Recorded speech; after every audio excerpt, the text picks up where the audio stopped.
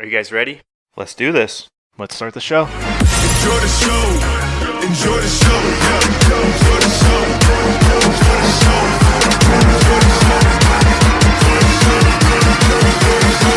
show. Lights, camera, action. What is up, everybody? Episode 14. It's a lot of episodes. The big 1-4. This week we have new equipment, too. Some new microphones. What's up? Holla. Thanks, Dean. Can you hear me? Nice. Dean's hooking it up. Check 1 2, check 1 2. Huge week, first week of the NFL. A lot of big stat lines, a lot of big news. James Conner had a huge week. Didn't think that was going to happen. A lot of injuries. We'll cover all that. But first, we have a guest on our show today, Mr. Chad Cunningham. Welcome, Chad. Yeah. Hello. Chad's from Baltimore. Earlier today, we watched some videos on the Baltimore accent. I had no idea there was a Baltimore accent. Did you guys? Yeah, Dean. I had no idea. I did. You did? Yeah, man. Really? I had no idea. Yeah. Apparently, Hun is or Hun, Hun, or what? yeah. Hun, whatever it is. It's like a big word. I had no idea it was a Hun? phrase. Yeah. No, H-O-N. H-O-N. H-O-N? The Huns. Yeah, it's just Like, are you calling someone a Hun? Like, it's a Yeah, yeah. it's a type of person. It's like, oh, it's the Huns. It's like, hey, Han, what are you doing? It's like from the '60s, beehive hair. Oh, I was going to say, I thought you were talking about Milan. that's what I was thinking. My first thought was I had the no idea Huns what it was. in Milan. But Did you say Milan or Mulan? Milan, Mulan, whatever. are you serious? Gold jacket, green jacket. No. All right. Brandon, we're going to have to restart this whole episode, and we're going to make a man out of you. And we'll start again. There it goes. Nice.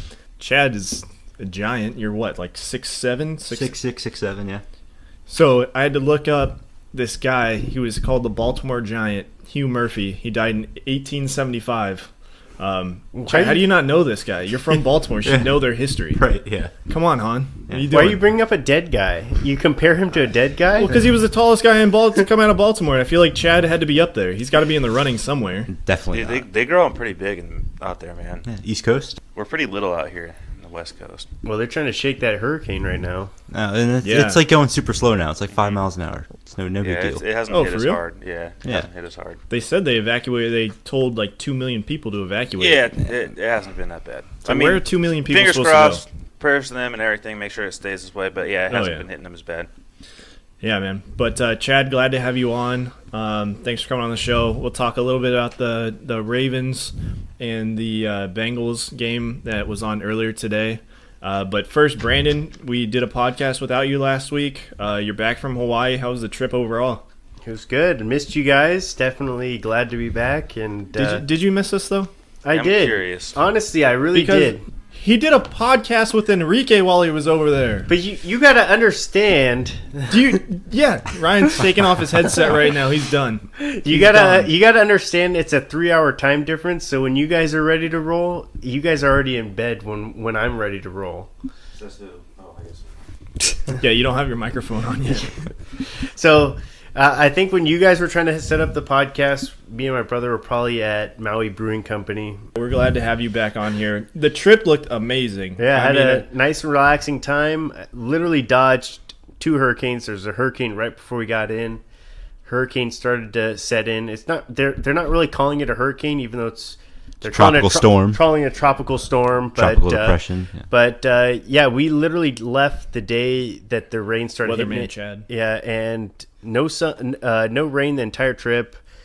Right when we left, it was pouring rain. Apparently, when we landed, around like 12 inches of rain had hit some of the areas, and it was like 60 to 70 mile-per-hour winds. So Yeah, it looked like you ate a lot of good food while you were there. Yeah, I Looked like you saw drank a lot of cool good stuff. beer. I felt really fat because I did nothing but just relax and eat food. And that's then the way to Well, vacation. at Do least some you- snorkeling. At least I- we had Dama to communicate what they were doing on a daily basis, because I know we didn't hear from Brandon. I'm not a big social media guy, so I don't really post a lot of my stuff. I'll usually do like one post after I'm done, or Yeah, which maybe- Dama? What is she about? She did a video blog, and she posted 3 parts of the video that They're were called about like vlogs. vlogs, but I want to spell with it it. out for people that don't know what a vlog is. So they had 3 parts of the video. It was like 10 minutes. She showed it to me last night. She's like, "Oh yeah, this is what the video you could watch before I post it publicly." So I watched the video. Kind of like was cool, reminiscing on like everything that we did during the trip. That's Pretty, really yeah, man. That romantic, sounds man. fun. Well, she's posting that video, you said? She already did, yeah. Give her a shout out. Where can we see it? Her YouTube channel is Dama V425. She does like a lot of DIY videos for, like sewing and a lot of fashion and lifestyle for the most part. So for our female listeners out there, Yeah, feel free to give it a like, subscribe. There we go. Give it a look. She Dama posts videos pretty much once a week, so yeah, you should have some good content on there for the female listeners. Very nice. And of course, your brother Enrique is a friend of the show. He was our first guest. He's had you on. Podcast is called Because You Watched. You guys did one over there. What did you talk about? Give us a little insight. So did you listen? You didn't have a chance to listen? No, he didn't post it yet. Oh, okay. So we watched, we talked about, in the spirit of Hawaii, we talked about Hawaii movies. Okay. And naturally, Forgetting Sarah Marshall was one of the top movies that came to mind. Wish I wasn't wearing this fucking shirt right now. Talked about that. Kind of talked about like what our favorite Hawaii movies were. There's a few. Forgetting Sarah Marshall was really high on my list. They liked 50 First Dates was one of the ones they talked about. And Johnny Tsunami? That's what I was going to say. We didn't talk Johnny Tsunami. What's wrong with you guys? Oh God! Well, you needed you on the show. Strike two, Brandon. Strike two. 5 minutes in. We needed you on Johnny because we were actually just that was a freestyle, and we didn't really have good notes gathered or anything. My brother at the beginning of the trip's like, we're going to record a podcast. So we recorded, the podcast with some of just whatever came to mind at the top. And so I think Mike and Dave Need Wedding Dates. That one came up. My brother really likes that one. That's a good one. I like that movie, but it's not Johnny Tsunami. So I'm no, really Johnny Tsunami should have been higher on the list. But yes, Enrique, I'm talking to you. Yeah, Ryan's been Johnny Tsunami for Halloween like 6 or 7 times. Okay, it was twice. I swear it was more than that. It was a couple times during a 2-year period because it was an easy costume. And I think it was, maybe we drank a little too much so I blacked out, thought I saw you multiple times in one day. So who knows how that works. That's always a given, but yeah. No, but that, we had a good podcast. His channel is Because You Watched. We have, I think this is our 3rd recording, so just getting off the ground. Yeah, and I mean, Enrique is doing good stuff. The Because You Watched podcast. Ryan, you had a pretty easy week. I know we didn't really ask you what you were doing this weekend. I know you came over for the KGB Sky Show. We can leave it at that. But anything else you do? No. Today's Thursday. Looking forward to this weekend. Got the weekend off. It's been a while. Yeah. Really gonna watch some football. Gonna watch some football. Yeah, I talked to Sarah. I think we'll do that Dave and Buster's, do a little game night. That'll be fun this weekend. Nice. So, I love games, so I'm good to go. Always down for some good Dave and Buster's, man. Yeah. Well, some D&B. I've never heard it called that. Brandon, I swear, you're so close, dude. You are so close. Brandon, dude, like, you have a lot of good catchphrases that we just don't get. And I apologize because you can I always have to look at Dean like, do you get that one? And he's like, no. You can have a nice cup of coffee at D&B. Oh, Jesus Christ. All right, let's get into these. Let's get into this football talk now. Yeah, there was a huge week. I mean, a lot of stuff happened. The Thursday night game was Eagles and Falcons, which we covered a little bit last week. Yeah, we did a little bit of that. And then going into the weekend, I know, the talk of the town is James Conner with the Browns. He just had a star-studded week. 190 yards, that was rushing and receiving, couple touchdowns in there. I think ultimately, used to look at it as you did not beat the Browns. And I know weather played into that a little bit as the game went on, but he had a good week. I just think that system is built for running backs to succeed. I think that Le'Veon Bell is an amazing talent, who obviously is a benefactor of that offense, and I think that you saw that with James Conner. Taking nothing away from him, he had an amazing game. And D'Angelo Williams has done well in that offense too. I mean, it's a plug-in system, and I can understand why the Steelers have played Le'Veon Bell the way that they have, because he's a multifunctional athlete that can, catch the ball out of the backfield. He can catch the ball at receiver. He can run the ball out of the backfield. He can throw the ball. He can do a little bit of everything. But it was exciting for them to see, James Conner. I do think that it devalued Le'Veon Bell slightly. But ultimately, the Browns, the big talk of the town, they ended their losing streak. what was it, 19 games? So would you look at that as maybe a big success for the Browns or a failure of the Steelers not to win? There's the stat that says this is our best start since 2004, so I think you have to take that as a win. If that's your best I start think is a saying tie, taking it as a win is kind of it's been ironic. 14 years the first week that And the you Steelers don't are a good lose team. it. The Steelers are a good team. The Steelers play down to talent, though. Yeah. You've noticed it, and Chad mentioned it earlier before we got on the podcast about the Steelers always have their one screw up game, and Yeah, they lose to someone who they shouldn't lose to every year. yeah, and so this wasn't a loss. So I mean, obviously you can't take it as a loss for either team because you didn't actually lose. It's always funny when the tie comes into effect because it throws in a crazy wrinkle into the playoff standings come the end of the year. I wish that the NFL just got rid of it. I hate when games end in ties. And the weather was a huge factor in that. You watched kickers go out there and try to end the game with the field goal, and they couldn't do it. But, I mean, shout out to the Browns defense, man. They looked good. They picked off Big Ben 4 times. I talked so much crap about Denzel Ward, taking nothing away from the player. I think he's amazing. Till this day, I will always say the Browns could have had Saquon Barkley, Baker Mayfield, and Denzel Ward with the amount of draft picks that they had. They could have had all 3. So I still stand by that. But Denzel Ward picked off Big Ben twice in his rookie debut. So shout out to him because he looked amazing. Their defense looked incredible. Another player that looked amazing in his new team debut was Khalil Mack. I mean, that guy had pick 6. I think it was 3 turnovers, forced fumble, interception, and a strip sack or something he like showed that. his worth, man. He really did. Yeah, he earned that money. I mean, it was funny because, Ryan, you had said, you called me after that game, and it was Khalil Mack sacked Aaron Rodgers, and Most Ryan was expensive like, that was sack in the NFL history. so much money That's on funny. the floor. Yeah, the highest paid defensive player in NFL history and the highest paid offensive player in NFL history. No, he looked incredible, and I mean, it sucks to go out of that game with a loss because, damn, did Aaron Rodgers show out in that game. Yeah, I know everyone that had Aaron Rodgers on their fantasy roster was just, shitting bricks, thinking I was there. this guy's done for the season. He still threw down This is- for him, too. He threw down in that first half, and then, he got in. Well, I mean, he was even- out for most of the first half. He barely put up any numbers. Before he had gotten injured, I felt like he was rolling pretty good. I mean, he didn't have any touchdowns or anything like that. I mean, remember, they were down 20-0, with 3 minutes left in the third quarter. So, I mean, it took him a while. The Bears defense was doing a really good job of getting them off the field. They had a lot of opportunities to put them away. I think the biggest opportunity you saw was the Kyle Fuller should have been interception. And it was really funny because I'm watching the game and I was like, you cannot give Aaron Rodgers second chances. And literally the next play he threw for an 80-plus yard touchdown.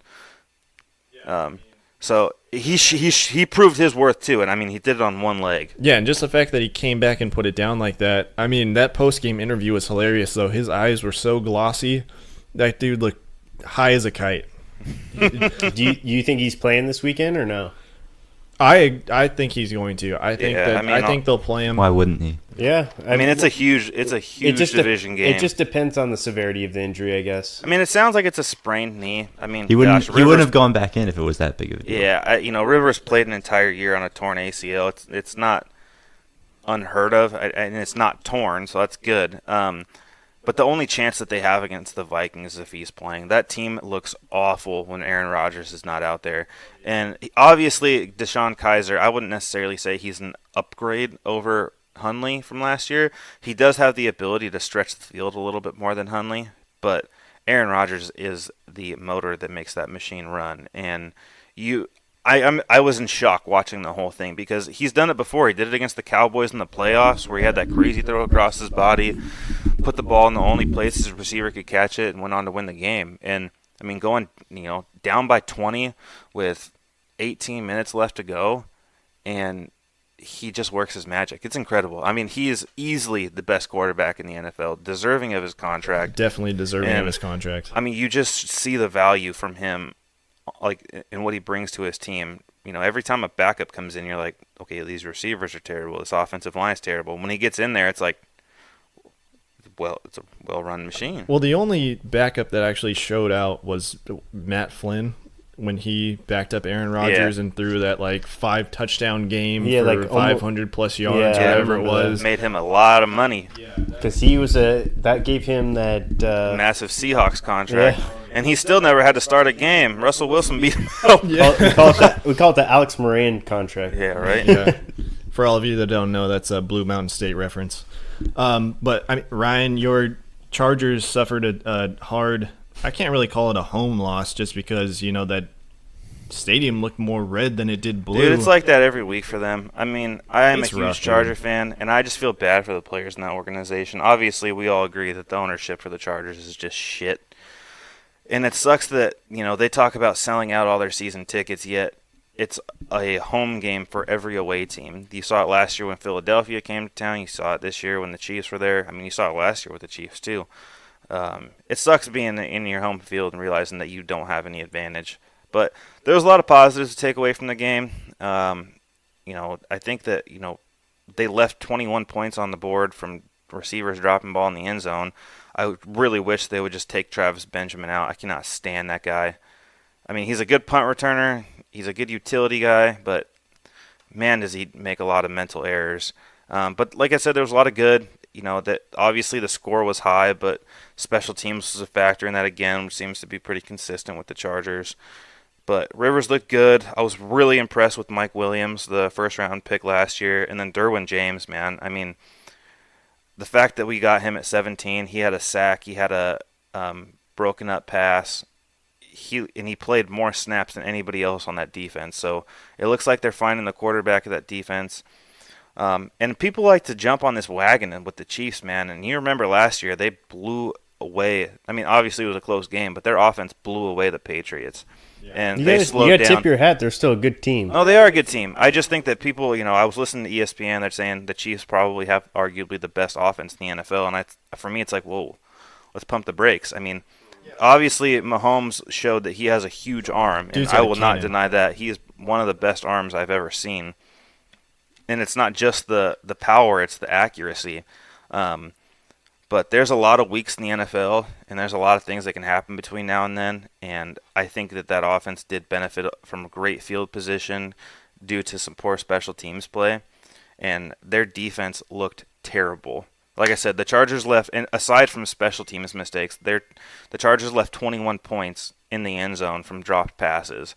So, I mean, they could have easily put up 50 against the Chiefs. So they can't plan on scoring 40 points a game against teams. Like they're going to have to figure some stuff out on the other side of the ball. Yeah, I mean, I got to tip my hat to Tyreek Hill. He was kind of my bust for the season, and first game goes out there. Did the first same play thing of last the year, first, though, so let's just... offensive play. I know it was the first game, any given Sunday, a lot of stuff, but just from that one game, I mean, he looked He's an like exciting the player. workhorse. He does a lot, that man. Team. He definitely does. I don't think that there's a receiver in the NFL that gets better deep separation than he does.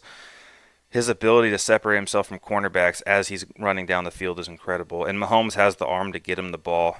But again, those are things that you can play for. The one thing that you can't play for is just stop kicking him the damn ball.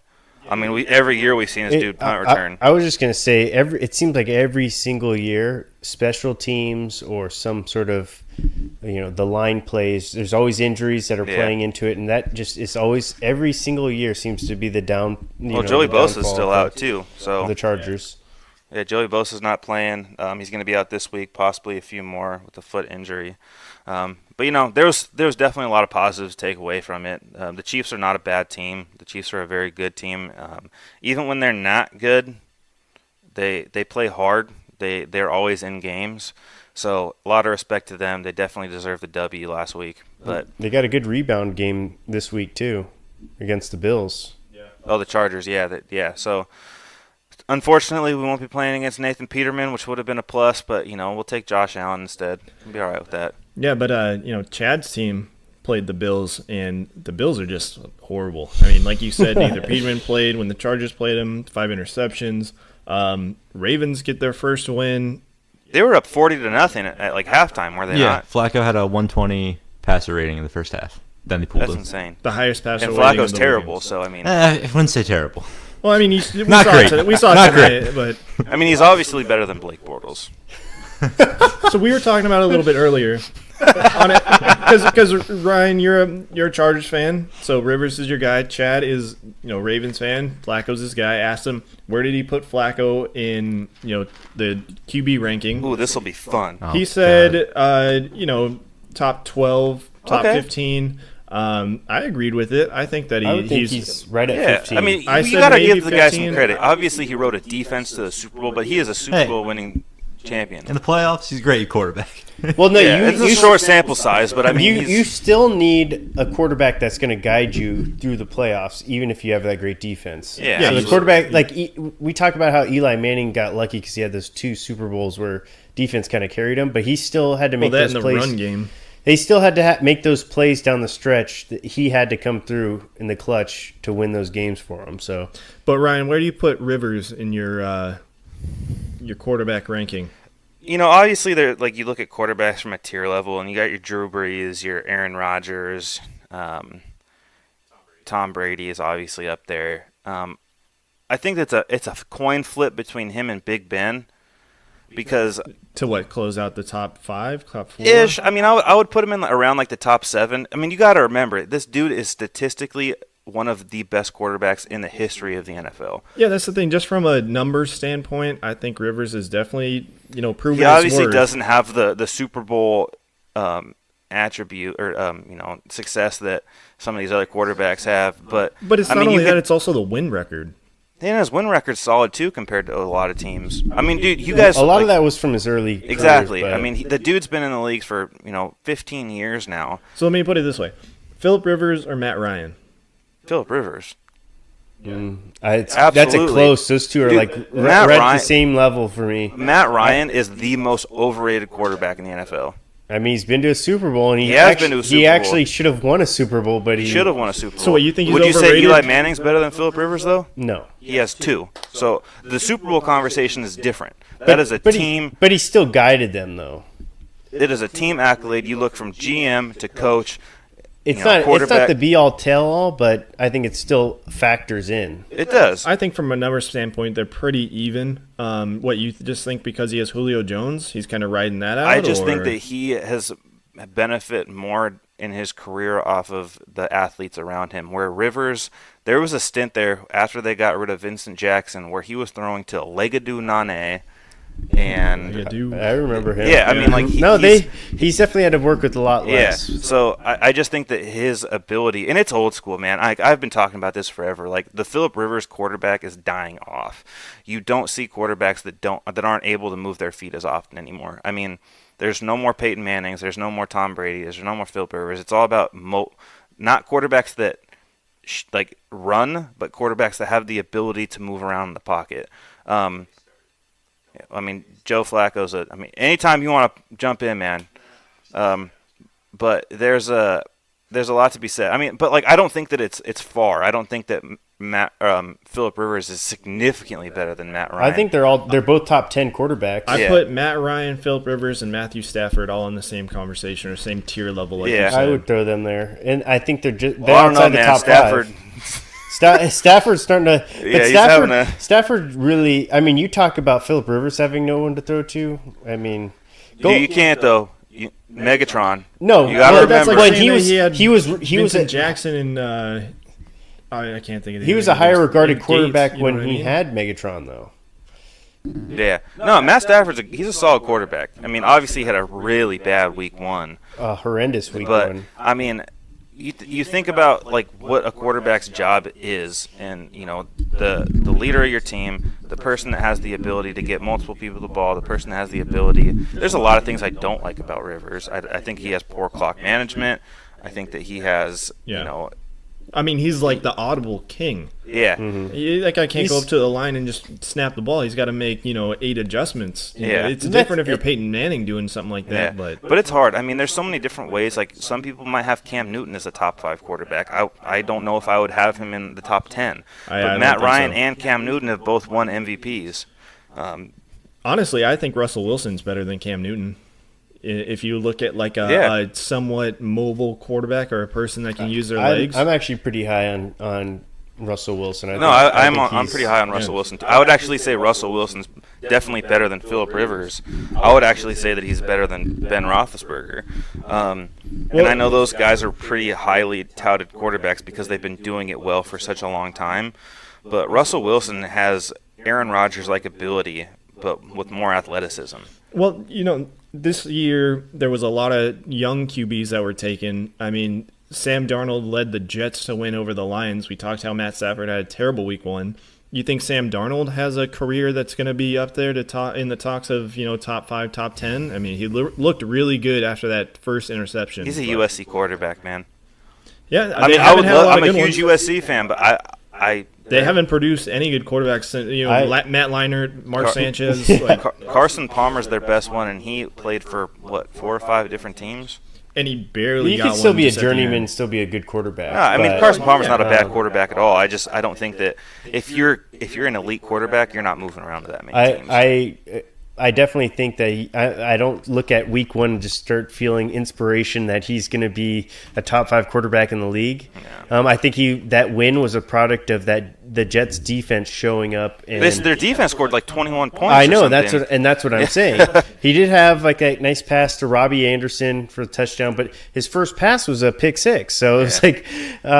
I mean, he's still young. I think the jury's still out. Yeah, he's definitely got a huge upside. I think his upside and, obviously Lamar Jackson's upside are the two biggest for me. People have been very high on Baker Mayfield, again, yet to play. It's so hard with rookie quarterbacks. I mean, unless they're getting thrown into the mix right away, he will have the biggest sample size since he started week 1. We'll get to see how Josh Allen looks this week. So we'll start to see some of these quarterbacks. I just feel like as the media gets into these things, they start jumping on these wagons and they start talking about Deshaun Watson's a top 5 quarterback in the NFL, and he played for like 4 or 5 weeks last year. I mean, I look at, when we're talking about quarterbacks, I don't look at specific seasons. I look at the whole picture. Yeah, their career overall. And, I mean, obviously Russell Wilson we can throw in there now. He's been to multiple Super Bowls. Big Ben, he's showed the ability to win the big game. But, there's a lot of quarterbacks out there that have played well or been on successful teams. They're not good. Blake Bortles, for instance. Yeah, I mean, AFC Championship, game appearance, and he, to me, is the worst quarterback in the NFL. Yeah, I want to circle back to the Ravens depth chart with Lamar Jackson coming up because Chad and I are having a little feud about it. But it's not a feud? You're right. It's not a feud. It's I'm right, you're wrong. But we'll get to that. We'll cover, that Thursday night game after we get through the week 1 news. I always mess up his name. Saquon Barkley. Saquon Barkley. Dude, I can't. It's got a Q in it. It's weird. Dude, you're jumping all over the place on my list right now. Yeah, I know. I'm just making sure. I was like, wait. Just let him freestyle. I'm just moving through it, But Saquon Barkley, another huge running back that had a big week. He had a couple good runs. I was gonna say, I think people jumped on it because of the statistic. But he had that 165 yard touchdown run. Yeah, he had a huge run that kind of skewed his stats a little bit. Yeah, I mean, other than that, you're looking at a guy that had 17 yards rushing or 17 rushes for 40 yards. I mean, he's got big playability. I mean, he's talented. Their offensive line is terrible. Yeah, that's why I think he could be a fantastic. He could be better. Yeah, I mean, he could be much better. But that offensive line is awful. And the Jaguars have an amazing defensive front. They're top 5 for sure. Yeah, absolutely. You could make an argument they're the best defense in the NFL. But, I mean, I just watched that offensive line get pushed back every single play. And by the way, can we just repeat that? Because 2 years ago, if you said the Jaguars had the best defense in the NFL, you would have thought you were crazy. Yeah, the Jaguars have always they've always had decent defenses. They've had good players come along, but they've drafted so well. Oh, they've just done phenomenal. And then they've added players like Calais Campbell and AJ Boye to help bring that into the bona fide championship contenders. I mean, it's funny because people talk about them being an elite defense, and they did beat the Steelers in the playoffs, but they also gave up 40 points, getting into a shootout there towards the end of the game. Some of that was probably prevent defense. Absolutely, too. Yeah. And that's the thing that, I don't pay too much mind to that because they're trying to win the game at that point and not give up quick scores. But, Jalen Ramsey, arguably the best corner in football right now, and you have a lot of pieces that they can move around in that front seven to make them elite. So taking nothing away from what Saquon Barkley did, because obviously rushing for over 100 yards in your first NFL game is huge, and I think it's just going to get better. And as soon as they can start solidifying that offensive line, you're going to see a potential Hall of Fame running back. Yeah, Hall of Fame, wow. Yeah, no, he's that good. I think he's that good too. He's just a raw talent. Yeah, it's hard to you don't get a lot of people. You look at somebody like Melvin Gordon, who is a physical specimen, but doesn't have the same talent. Saquon Barkley's got all the talent in the world, and he's a physical specimen. So he has the ability to be a Hall of Fame running back. Well, the other running back, Ryan, that I know you're high on, or at least last year you were, was Ezekiel Elliott. I know the Cowboys just did That's not my look boy. good. I don't know what you're talking about. I've had him every year in fantasy. I've been I know he's I've been your on the boy, Ezekiel but- Elliott train for a while, man. Ryan's was he was when the Chargers left, we were all looking for our feeler teams. Cowboys have He always was- been my number two. Yeah, but and it's part of the family now. yeah. Shirley's My whole family's a huge Cowboy fiance's fan. family's all, and Powell's about ready to jump off the wagon, man. That's a hard team to watch right now because on paper they're not bad, but they looked like the worst team in the NFL this past weekend. Their offensive line couldn't do it. They don't have any weapons surrounding Dak Prescott anymore. They're missing pieces on their O-line that are with injuries. Travis Frederick, Yes, who's like their center absolutely. and everything. So they're missing big pieces on that team. Definitely. And there's a lot going on there. I think that you saw how valuable Des Bryant was to that team, and say what you want about him. Again, we're not talking about the person, we're talking about the player, and as much as he didn't produce statistically as much the last 2 years, people have to account for him. Now they have three receivers on that team that are not proven that they just shut down. And poor Dak Prescott, he's not a bad quarterback, but he looked like he does need someone to throw to. and you saw how big Jason Witten was for that team. I think that was the biggest loss, the third down guy, the guy that, the trust. It's the not guy there. is going to be your blanket. To Well, he's Yeah. like sit there the and throw Chargers' to. experience with Antonio Gates. That's why they brought him back. And Yeah, absolutely. You got to have that guy who you can trust when you need somebody to catch the Dak ball. does not have that. Yeah, it's a It's a management thing, though. Jerry Jones has just got to stop managing that team. He's run them straight into the ground, and Jason Garrett needs to go. They he's are kind of a smash mouth offense where they just run the ball, and it's really boring to watch unless you're breaking off big runs. Yeah. No, definitely. Ezekiel Elliott's type. They're all about time of possession. Yeah. They have the ability to be a contending team, like as far as a playoff push, but the way that they looked this past week, there needs to be some serious leadership change, whether that's at the head coach position, or they need to start figuring out who their leaders are on both sides of the ball, because the Panthers did not look great, and they scored 16 points and beat them. Yeah, it's never an easy pill to swallow when you play a team that isn't playing good and you Yeah. just play worse. Yeah. And like you said, it just looks like it's mismanaged out there. Whether it be Jason Garrett losing that position and then bringing in interim, or just supplementing their team with weapons for Dak Prescott. Yeah, man. They did not fill the holes that they needed to fill. That's the biggest thing. Des Bryant was a big hole to fill. There's, elite style play coming from that position, and now they don't have it anymore. They brought in who? Alan Hearns was like the only Alan guy they Hearns. brought in. You're like, Yeah, now they still have all right, Cole you're Beasley. a number two receiver on a Good team. yeah, And good, maybe a number 3. yeah. And the hardest part for that Cowboys loss was that, you had Des Bryant tweeting, "I know every play before it starts," and those Panthers defenders were saying the same exact thing.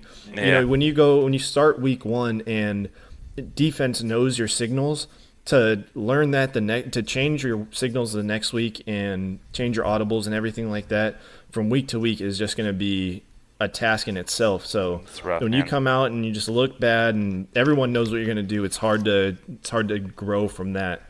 Ryan, I know you said I jumped around a little bit. Don't worry, I marked it down. Okay. We missed the Titans.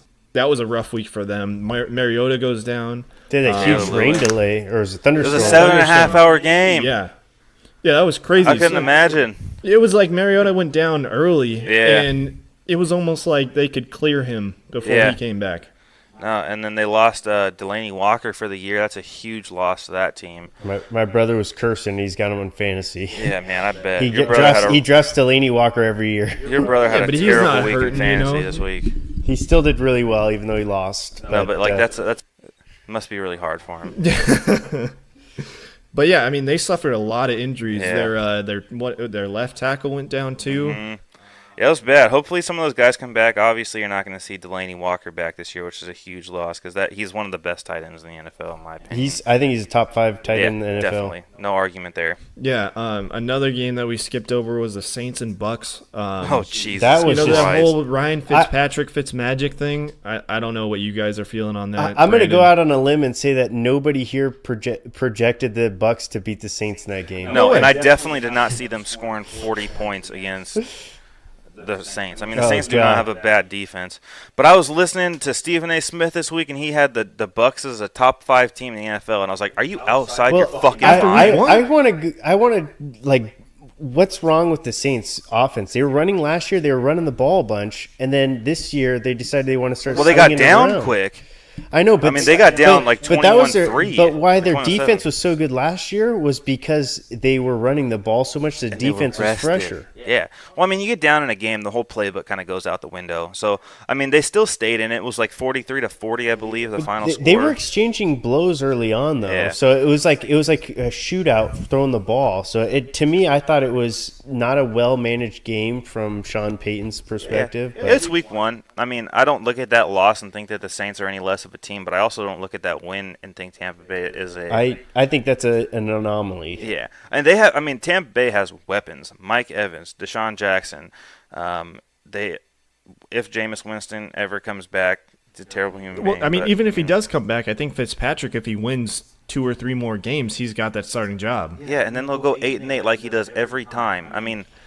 But Dude, this is what he does. He plays a few good games, and everybody jumps on his jock like he's, the second coming. He is a mediocre. It's the but beard. he's probably the best backup quarterback in the NFL. Oh, absolutely. If he's your backup quarterback, you feel confident. You feel confident that he's going to win you half those games. Yeah, or at least keep you in games. I mean, dude, Ryan Fitzpatrick, he's fine. But it's just the same shit that you watch with him every single year, where he gets his opportunity and he's like, whoa. This guy's a great quarterback. We could bring him in. He can start while we're, developing our other player. Earns this big contract, and then all of a sudden, oh, wait. He's terrible again. What just happened? Yeah, exactly. But, I mean, shout out to him because he looked great. I mean, the Saints' defense looked terrible, so we'll see how that goes. They have a tough division. I mean, they play the Panthers, the Falcons. I mean, we'll see what the Falcons look like after losing a bunch of players this past week. And then the Saints, obviously, who they already destroyed. Yeah. Another team that had a good matchup was the Rams in Oakland. That was a real competitive game until the second half. I really thought Oakland was in that. I mean, Aaron Donald got that big contract. He didn't look that good on defense, wasn't really stopping anybody. Marshawn Lynch had that huge run, carried like 6 guys into the end zone. And then, second half, Todd Gurley kind of took over, and then the Rams offense started to roll, and they obviously put that game away. But on my side, it just looked like Oakland couldn't finish the game. John Gruden just, maybe he has some rust on his coaching skills. The Rams, they look like they could clean up their defense a little bit if they're going to be the Super Bowl favorite that everyone's projecting them to be. I don't know what you guys saw of that game. What do you... I personally thought the Rams made an adjustment at halftime. I think Oakland came out, they ran the ball, they won the time of possession, and they did a good job in the first half.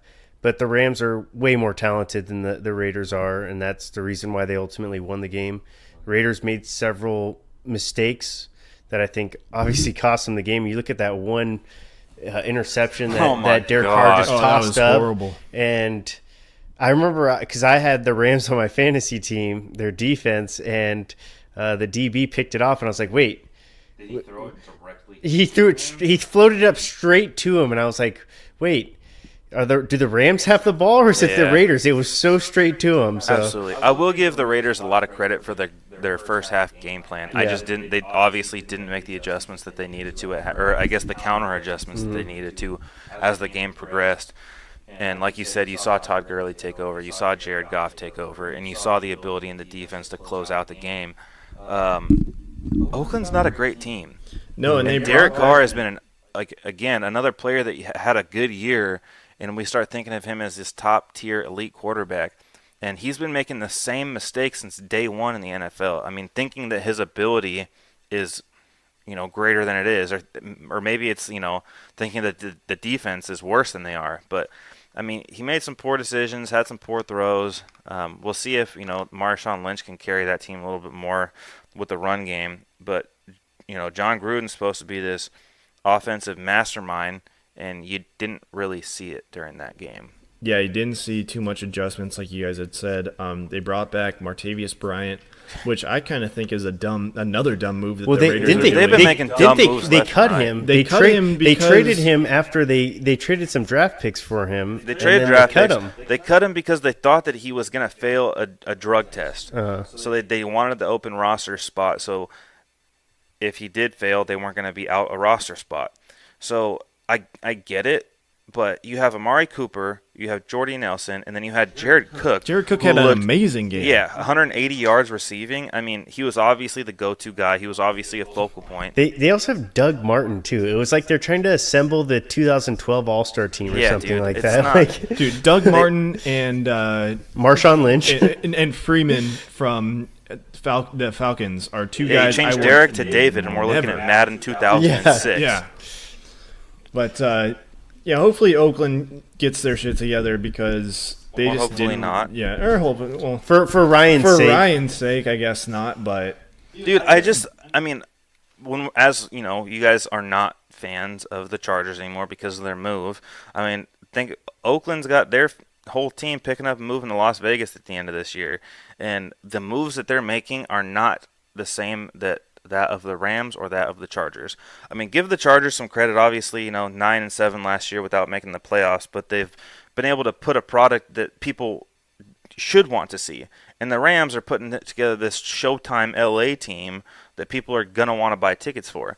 You're moving to Las Vegas, which is one of the biggest nightlifes in the United States, and this is the product that you're putting out there. I mean, it's not that I disrespect the players by any means, but I just, you look at another team that's picking up and moving away, how much success do you actually wish on them? Yeah. We got to be consistent, guys. That's all I'm saying. I'm not. I don't think it has anything. I mean, the Chargers were our team, but this is like another discussion for another day. Yeah, it's more. It's more heartfelt Me and Brandon will start stuff. throwing shit at each other. Yeah, I don't know. But other news that teams made. Obviously, the Patriots looked pretty solid. Tom Brady looked good, being in his at 41, still winning games, slinging the ball. They signed Corey Coleman, which I thought was an interesting move. They've been trying to figure out receiver all They only have offseason. 3 receivers on their active roster. They've picked up and cut so many people. I mean, it doesn't matter who you put out there. Tom they're- Brady's going to get it done. I'm hearing rumors that apparently Des Bryant's going to go to the Patriots. I think Des Bryant is leaking that hope so. information. I just I want to put this out there. Maybe Yeah, it'll dude. catch on. I wouldn't think that it's a bad thing, but remember, Julian Edelman's coming back in 3 more weeks. He's their go-to guy. You have Gronkowski, who is their number 1 receiver. Yes. I mean, they have weapons, and they have Tom Brady, and he utilizes all of them. The Corey Coleman thing, maybe it's an experiment. I doubt that he plays week 1. There's no way that he's learning that offense. And you're looking at a guy that was basically booted from the Browns because he didn't have any level of hustle. I cannot imagine that he will last long with But you have Belichick. guys like T.O., or not T.O., but But those are hard-working guys. Ocho Cinco, who's kind of like been a nonsense guy, and they're a nonsense guys, but they have such good work ethic when it comes to on the field. And Corey Coleman's biggest knock has been that he doesn't have any work ethic on the field, that he runs lazy routes in practice, and that ends up in him playing lazy during the game. So it's hard to build that hard-working culture. Yeah, and so you're looking you at can't the teach Browns. hard work. You can't make. And I can't imagine that a guy that was just cut from the Browns for his level of hard work is going to succeed with the Patriots. And the Browns are, they're literally polar opposites. You're looking at the top and the bottom. Because I don't think the Browns necessarily lack talent ever. I think they get talented players, but they get they have a lot of players with really poor work ethic. God, they had the best offensive lineman in. Yeah, and they did nothing with it. That's what I'm saying. Is like they always get these guys who are top picks in the draft, and Well, I mean, maybe they're dude, bust, maybe they're not, but mostly it's because of that work ethic. And Well, it's just maybe because you have that like disease over there. in that same Cleveland. we were talking about, they don't have any other first round picks left from the 2016 draft and beyond. because they unload them like this because Yeah. they're, they're not, who knows, they don't man? have I that mean- hard work ethic. Just let the Browns be the Browns. They're good where they are. Just let them. I want to see the Browns do better. I do No. too. Well, I Chad's feel saying bad that for them. I got 'cause a they're soft in their spot because I division. feel like I watch them. It's like Because watching the we're Padre fans. man. Yeah, it's watching the Padres. Like, you just feel bad for them. You want them to succeed a little bit. I mean, I'm not saying that like I want to watch the Browns lift up the Lombardi Trophy, but I want to see them contending. I mean, in I games, wouldn't which be was nice I wouldn't be this week. opposed to it than another Patriots Super Bowl win. There's a few other teams I'd like to see win Super Bowls before the Browns. Just saying. Yeah, that's for sure. I mean, Chad's just saying that because he comes from that division. No, I get it. Yeah, I mean, I don't know. Like, see, like I'm the same way with Oakland though. Like, think about it. We saw Oakland play in one Super Bowl, which was in 2000. Yeah, So 18 years I ago. think it was The like rest of our 2002, life, wasn't it? yeah, something Whatever, like yeah, that. 2002. The rest of the time, they've been terrible. So this whole like Oakland Chargers rivalry. I mean, we used to beat their ass every year. We were on like a 5-year winning streak against the Raiders. Like, so I've never really like gotten that rivalry, and so it's like the same thing with the Browns. I mean, you know that they're The Browns aren't rivals. exactly. They're just a team that you beat Yeah. twice a year. Exactly. God, So it's like Steelers, God, it they're sucks rivals. to be Browns fans. Sorry, sorry for all the Browns fans out there. Steelers. You can hate their actually guys. kinda, Well, it like, takes skip so over much this away part from of the that podcast. division. Well, I mean, like you think about the AFC West last year. You had the Broncos, who had an elite defense with some question marks at quarterback. You had the Raiders, who had the defensive player of the year on one side of the ball and then a really good offense on the other. And then the Chiefs, who started off hot and just kind of dwindled down towards the end of the year. But then the Chargers finished 9-7. I mean, it was a competitive division from top to bottom, and like you need the Browns to go out there and beat the Steelers occasionally. You need them to go out there and knock off the Bengals. You know, when you have that like just dud of a team in your division, it really kind of ruins it for everybody because you can't pick up any games on anyone.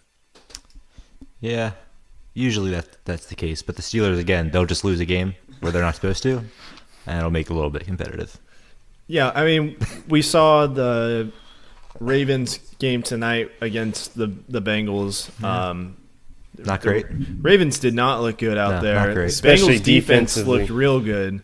They got one of the most violent defenses in the NFL. I mean, I think it was mostly missing Jimmy Smith was a huge reason why they lost that game. You look at those 3 touchdowns early in the first half to A.J. Green. They just were exploiting him. Yeah, tons of space. Yeah, and I think that was the main reason they lost this game. Chad and I, like I had said a little bit ago, have this running bet going that Lamar Jackson is the number 2 behind Joe Flacco. He thinks it's RG3. I know you guys agree with me because I think Chad's batshit crazy. Chad has no idea what he's talking about. Lamar Go ahead, Jackson's Chad. easily the I want most to hear Chad's the got argument. athletic person Chad- coming out of the draft. So, yeah, Okay. where do you come from on this? Okay, so this discussion started in the preseason, where I said we were talking about what happens when Flacco gets hurt, which will inevitably happen, or he'll just be bad, and they'll sit him. I said RG3 will start before Jackson starts because he's not a quarterback And yet. I disagree. I just want to clarify that Lamar Jackson was in pass tonight while RG3 was in sweats. And Lamar Jackson was on the field and ran a couple plays. Wow. And RG3 was inactive. So continue, Chad. Okay. If Flacco gets hurt, who plays? Well, in this case, Lamar- definitely Lamar Jackson. Jackson. Lamar Like Jackson. in the long run, in the long term, for the rest of the season, who plays? Lamar Lamar Jackson. Jackson. Why do you think RG3? I want to hear. I want to hear the whys. Okay, last week they played the Bills. Lamar Jackson came in. He played a couple of plays in the first half. Didn't do anything. He comes in the second half. He goes 1 for 4 and rushes for 39 yards against the Bills. Like he doesn't throw the ball. He scrambles back. He runs 10 yards back and then gets back to the line of scrimmage. That's usually how it goes when he plays. Don't Okay. you think that's the product of game flow, though? They were up by a lot of points. So he took a lot of snaps, but a lot of handoffs. So it's not really his fault. I mean, he only Yeah. threw the ball 4 times. That's not a huge. Yeah, sample that's size. a really small sample size. But I will say, I was a huge Lamar Jackson fan in college. Like, I I was would too. watch all of his games, Oh, I like him. I just don't think he's an NFL quarterback yet. So do you think it that hurts. he is your franchise quarterback? In the future, yeah. Okay. Like that's good. how That's long a down the start. road? Like 2 years So how long do you think Flacco is going to be your number one guy? till next year, and then they'll figure Put it in out. RG3? No, he's gone next year. Okay. So my thing, and like this is a discussion that all of us have had as far as drafting rookie quarterbacks in the first round. That is a huge, like pay, or it's a huge pay advantage for NFL teams to be, giving basically minimum wage to quarterbacks as they progress through their first 4 years of their contract. So I've never understood making a quarterback sit for 2 or 3 years when they're in the prime of their contract, as an NFL is a business and you want to make sure that you're getting the best out of the player in the prime of their contract.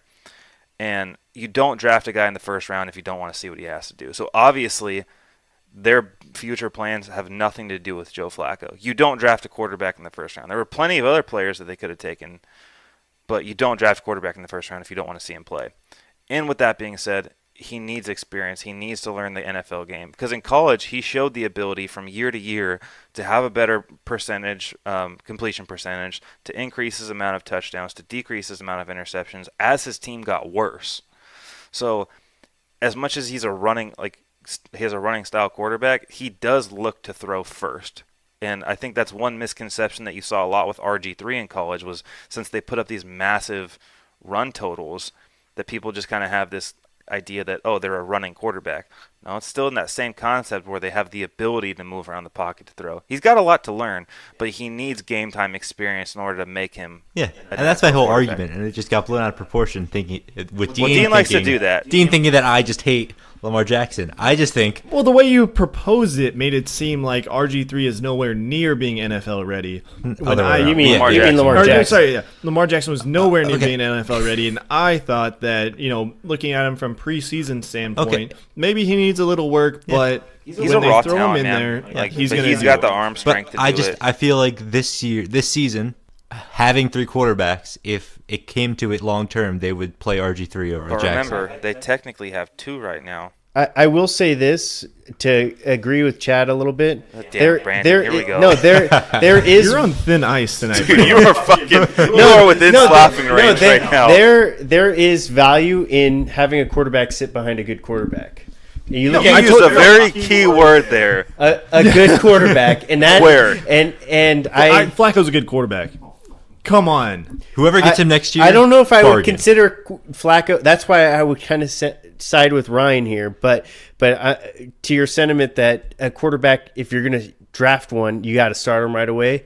I think you look at someone like Aaron Rodgers sat behind Brett Favre for 3 years. There was value in him sitting behind him. Do we think Aaron Rodgers is good of a quarterback? Is Joe Flacco No, and I'm Aaron and Rodgers? and that's why I'm agreeing with you. Okay. But what Just making what sure. I'm saying is there is value in sitting a quarterback. can be. Yes. I will say and that I don't Joe. I don't know if he's going to be as good. Aaron Rodgers would be as good if he didn't sit behind Brett Favre. I mean, that many you've seen years. value to it before. I mean, they did Kurt Warner and Eli Manning. You saw it with Drew Brees and Phillip Rivers. There's been times where it's worked. My only thing is that Aaron Rodgers was drafted into a situation where you knew he wasn't going to start right away. Jackson knew he wasn't going to start either. That's true. But Joe Flacco has not led his team to the playoffs now. But I will say the one comparison to Joe Flacco and Aaron Rodgers is at one point they were both the highest paid quarterback in the NFL. So, to my point of Dean Joe loves Flacco, Dean being- loves segueing into money. Have you Dude, noticed that? Our last conversation. It's was always all about money. transitioning into money. dollar bills, y'all. Come on. Dude, all I'm saying is that there was an influx in salary cap that year, and he was due for a contract. He had just won a Super Bowl. They weren't going to not pay him. Joe Flacco's not a bad quarterback. Not bad. yeah. He Not did great. not look good Not today. great. Didn't look good tonight. No. I think overall Joe Flacco's a good quarterback. That's He's where I middle of the stand road. on that. But I mean, okay, honestly, they're all good quarterbacks. They're all NFL quarterbacks.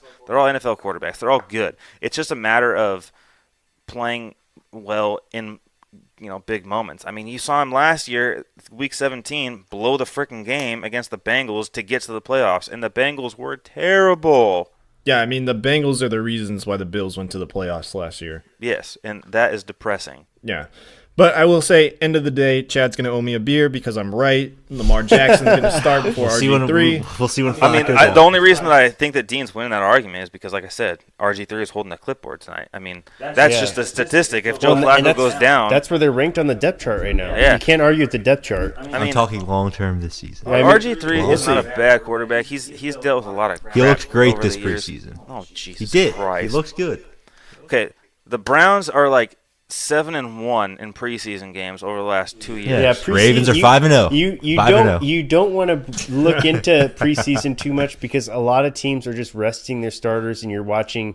It'd be like watching the Chargers. That's like watching the Chargers play against a college team. The Chargers are going to mop a college team. You're watching NFL players' funerals. Yeah. Is what you're watching. You're watching their dreams die because they're like, oh, I missed a tackle. I'm getting cut tomorrow. I mean.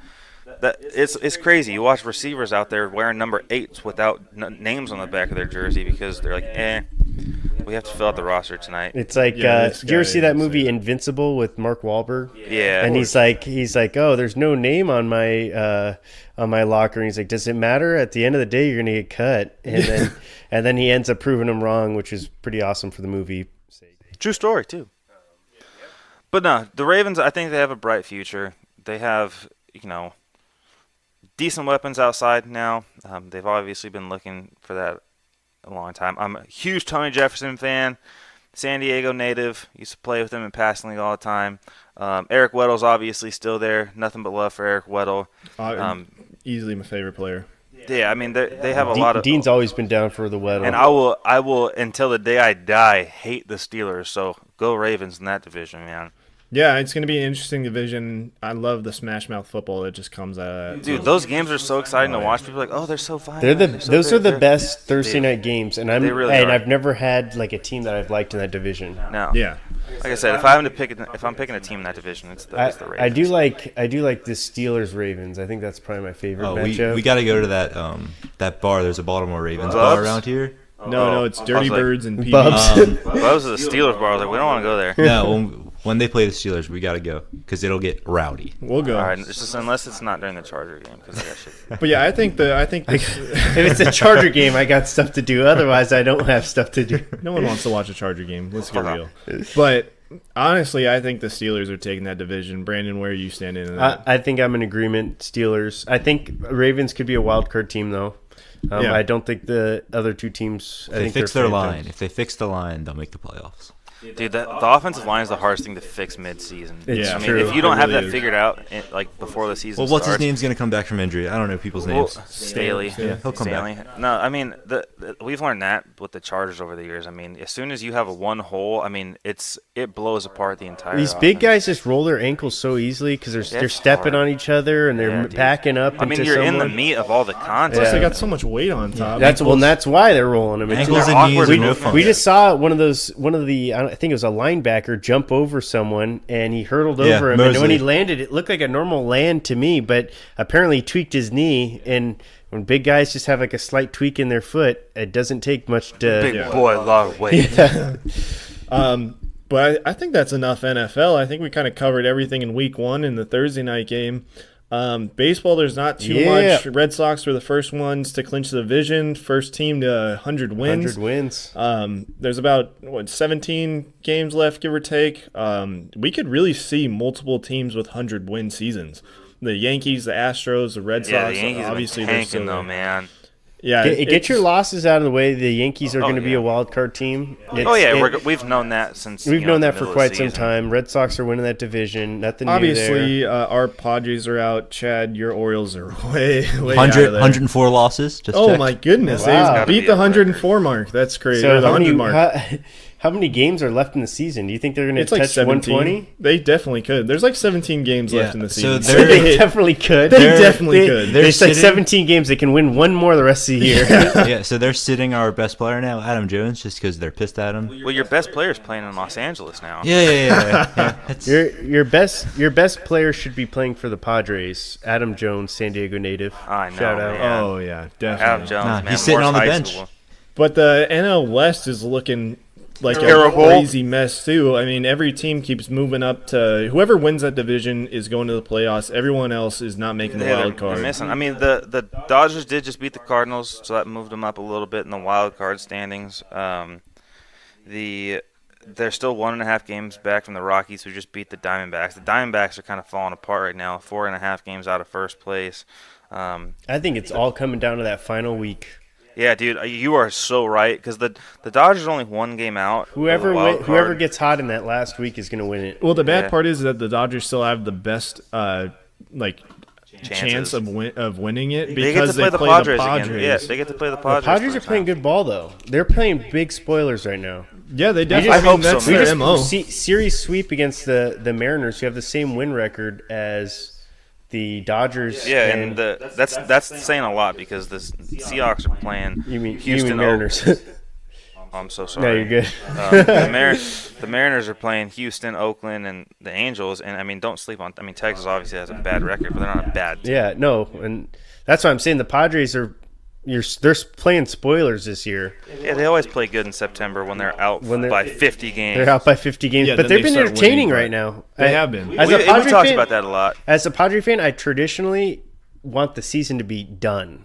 This year, I've actually been a little bit more drawn to the Well, I game. sent you that lineup the other day, man. I mean, It's a good lineup. dude. Yeah, it looks really makes good. me It's exciting. Well, Yeah. and if we had the DH in the National League, our lineup would look even better. Dude, Franmil. Because we have good bats, but we just Franmil's don't gotta have be a DH somewhere. Not everyone's able to get consistent at bats, and I think that's been our big problem. And I will say again that Renfro definitely has earned his spot. He Dude, leads the if team he's in not home starting runs. week 1 next year, He's got 22 bombs, man. and Yeah. he almost has as many home runs as he had last year with far less games than at bats. Well, I mean, well, and let's comment on how, since they've brought everyone up, the players that have been up have played better. So Yeah, maybe the they've competition really is showed really up. what they I think need. Luis Urias is the only one that has had like an off with his average, but Mejia's, I don't take that as a Mejia's knock. average But still, starting to he- drop a little bit, but but I don't he take sees that a away lot from of him. pitches. So But and he's making I don't worry about contact him. with I the don't worry ball. about Margot. Those two guys, I think, play the game the right way for the most part. Yeah, but my only thing with that is like I don't look at his statistic from like that small sample size, because like he's putting the ball in play. He's not striking out a bunch. He doesn't look uncomfortable up at the plate. He's obviously a young raw talent. I hope he gets the starting nod week 1. I love this conversation. Optimism for the Padres. Oh yeah, We it's have exciting. to I in love September. this is so good. We never get to talk positive about the Padres. I mean, We always just it's doom and gloom with the Padres. It is I will depressing. say that they need to shore up that starting rotation before next year starts. I don't see them being a playoff contending team next year. I just think that I think we're hoping for a 500 ball club next year. yes, that's, Oh, yeah. that's And that all was we what I was want. hoping for this more year. wins. Just more wins this I year. thought we could do it this year. It's obviously not going to So happen. did I. But we also had some injuries, and I think Lamet hurt us a little bit more than we thought. We needed that go-to younger guy, and having Clayton Richard as your ace to start the year is not. It's hard. yeah, With it It's those, doesn't nothing. look good. Nothing any team would want. it's hard with those beefy bats in Los Angeles, Colorado, and Arizona. Man, there's some solid lineups across the board. Yeah, it's definitely hard lineups to face. But I definitely think whoever's winning that division, like I said, Dodgers are only 1 game out of the playoff now, so that could change. They have 2 more games against the Cardinals. Yeah, it'll be interesting. The final Those week, are coming like you down said. the wire. The one team I think they can sit pretty for the next several weeks is the Indians. Yeah, I think They Cleveland's are got a currently lock. at 15 games up. They're still haven't clinched technically. The Indians could literally bench every starter for the rest of the season and still make the playoffs. They did. They sat Corey Kluber from his start because they're like, we're 15 games up. The next team isn't even above 500. And you already know you're not going to be a number 1 seed. You're going to be a 2 seed. If anything, they're sitting prettier than anybody else. I mean, obviously Boston's happy because they clinched home field Or advantage. they're going to be a already. 3 seed, I guess. That's what they would be. But still, Yeah, it sucks. You gotta. they're not going to have home field advantage in the first round more than likely, which is fine because it's not that You crucial. get to play But those Houston, and that still- kind of sucks. yeah. But I mean, Houston or Yankees, right? Or no, Yankees no, are playing. That's right. Or the Yankees or the The A's. A's would play the Red Sox. Yeah. If everything shakes out the way it's at. Oh, it's that one already looks like a How lock. does the wild card look right now? AL looks like it's Yeah, locked in. because the Houston is up 10 games on Cleveland right now. for the but Like they for- and they're for- up What like, about the 2 wild card spots? So it's going to be the A's It's and going the to be the Yankees. A's. No, yeah, the next one up would be the Mariners, who Yeah, Mariners aren't making the playoffs. Yeah, or I'm sorry, they're even lower than Tampa Bay now. So those teams are both 8 and 9 games out. Mariners kind of shot themselves in the foot the last few weeks. I mean, obviously, anytime you're getting swept by the Padres, you're not doing well. Yeah, Poor AL's Mariners locked. are keeping NL's that just- playoff drought alive. I know everybody was saying this was the year they were gonna turn it around, but I mean, like I They said, put up a good effort, though. They still They won did. as many games as these NOS teams have. Yeah. I mean, shout out to the Brewers though. They look like a hot team. I mean, hopefully whoever has to play them, I mean, don't look past them because they are not a bad team at all. Yeah, the one fun fact that came out of this week was that Juan Soto, he was the first teenager to hit multiple three-run home run game. Did I say that right? He's hit multiple 3 home run games. Yeah, there you go. Yeah, I was Sorry, just saying, a little you said it the tongue-tied. other. I was like, oh, you said it the easier way.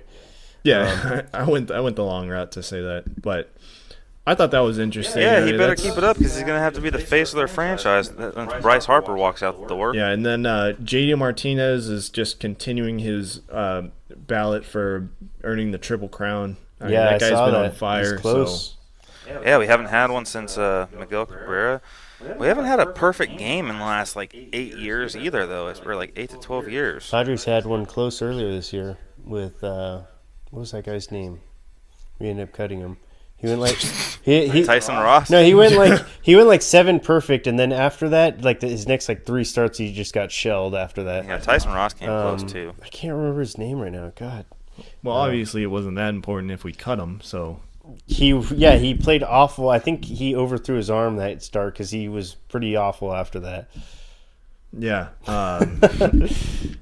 NHL news. There wasn't really much. I just want to touch on it. That Erik Karlsson got traded from the Senators to the Sharks. He was a 2-time Norris Trophy winner. That's the defensive MVP. I was like, in thank hockey. you because Dodge that bullet. Who? That rebuild. Yeah. Oh yeah. Dodge that rebuild. But You watch hockey? Yeah. Oh, good. You can come on and talk with him anytime you want. yeah, Chad's a huge Capitals fan. Oh, nice. Congratulations. Yeah. It must be nice to win a championship. I don't know what that's like. Yeah, it was fun, but the Sharks traded 4 players and multiple draft picks. So, I mean, obviously Erik Karlsson's a great player. Tyler Seguin with the Stars also signed an 8-year extension for $9.85 million, makes him the 10th highest paid hockey player. You like how he didn't even put this on our show notes for us? Well, I know you guys. He's like, I'm not even going to bother you guys We'll with do a hockey. quick NBA one too. Yeah, what do you got for NBA, Brandon? Well, I noticed there's a couple, surgeries that were done. Nothing too crazy. I know Devin Booker's probably going to miss maybe the first week of the season for the Phoenix Suns. Russell Westbrook's getting some arthroscopic surgery done on his knee. And, for my Clippers, they matched an offer on Tyrone Wallace. So now we have 2 guys we got to cut off our roster.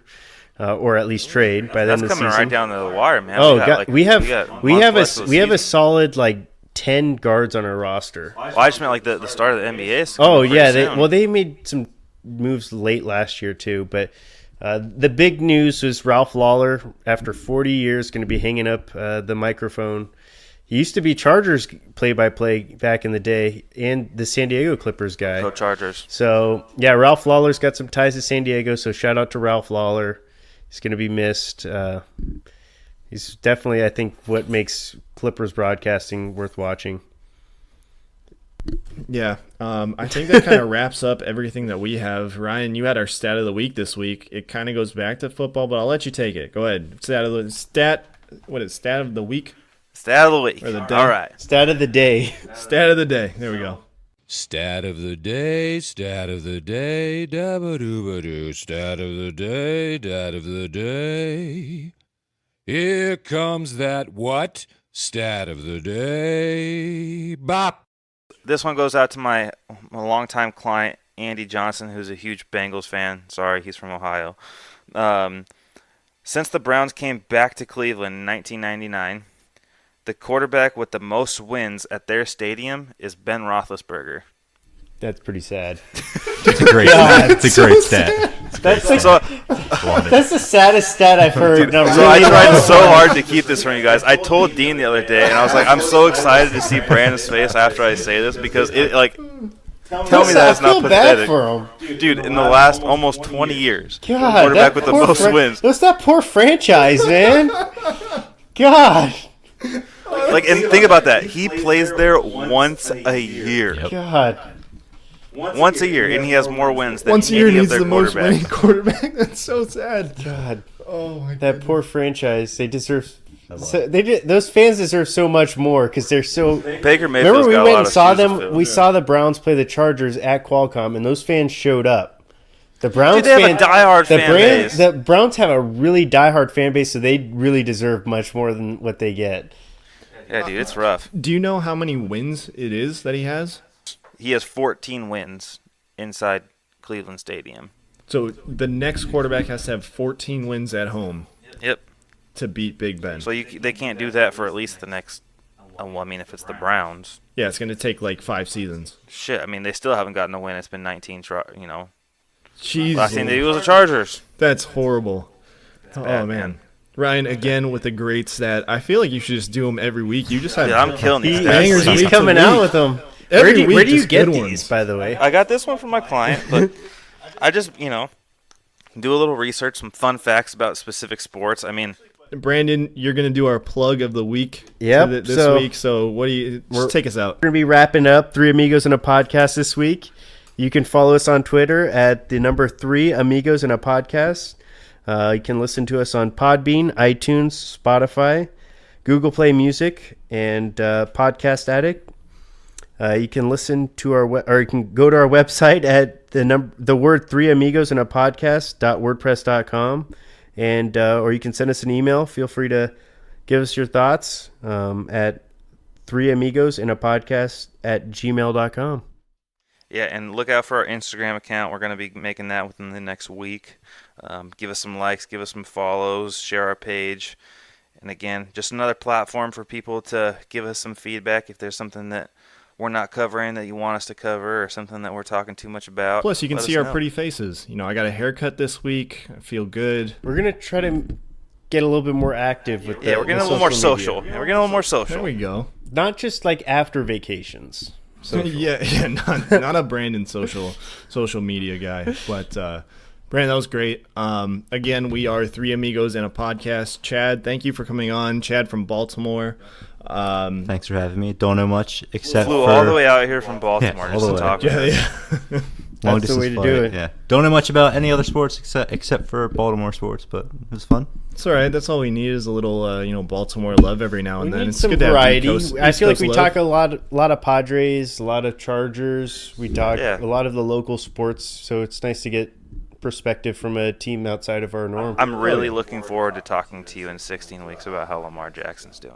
He'll be fine. He's going to hold you accountable for your pick, That's too. fine. Ask Brandon.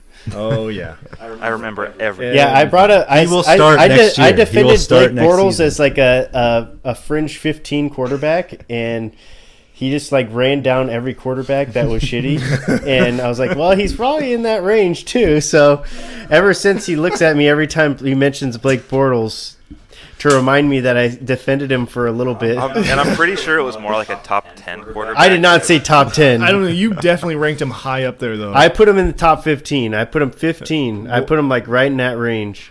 All right. Anyways, Well, you I'd still say- said he was a top half quarterback. I'd say low 25s. Yeah, definitely. I would probably There- put him there's in that prob- range, I'd but probably put Ryan Fitzpatrick a little higher than him, and he's not even a starting quarterback. I'd rank him around there. But We're on this again, no, he's at Ryan's Fitzpatrick level, but above or below.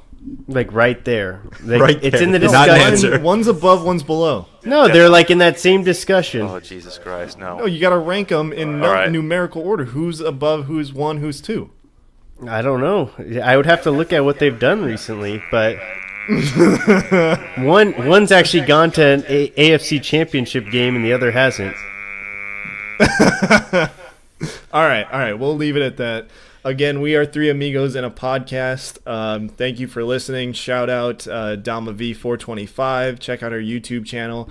And Enrique over at Because You Watch Podcast. Everybody, thank you for listening. We'll be back next week. Thanks, guys.